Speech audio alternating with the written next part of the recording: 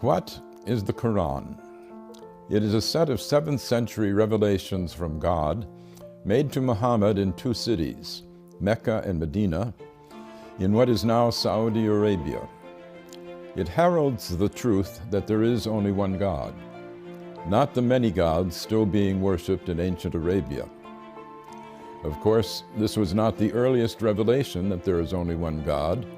That had been taught in Hebrew to the Jews and in Greek to the Christians before it was taught to Muslims in Arabic.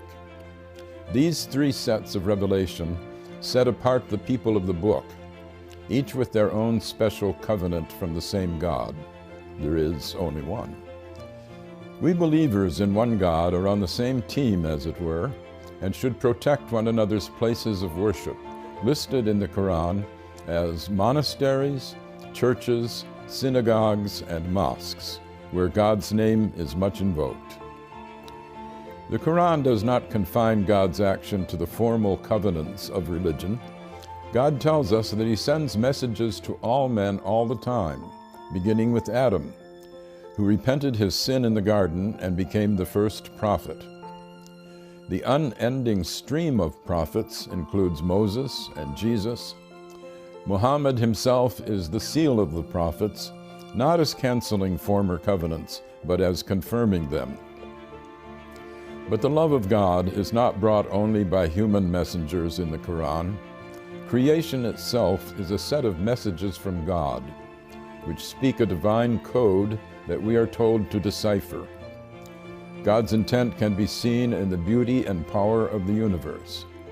Moses does not speak alone on the mountain speaks with him. Birds speak to Solomon. The world is constantly signaling to us, bringing us insights into the beauty and power of its maker.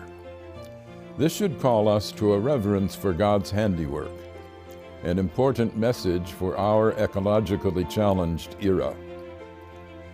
The Quran has more of poetry in it than of legislation. It sets ethical norms while stressing the need for mercy in our dealings with God's fellow creatures. Force is allowed only for self-defense and never as a way of spreading religion. Commercial dealings with fellow Muslims or with non-Muslims should be meticulously fair and never extortionate. The relations of the sexes were still polygamous in the 7th century, as among the ancient Hebrews and the original Mormons, but women are to be honored. In fact, the dowry that was paid to a husband's family by the bride's family in Europe was paid in the Quran directly to the bride, and she retains this bride right even if the husband divorces her or if she divorces him.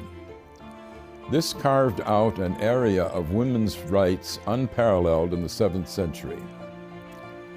The Quran is a book of many levels and great depths. Even non-Muslims can learn from it, as Pope Francis has proclaimed. I am Gary Wills for the Amir Stein Center.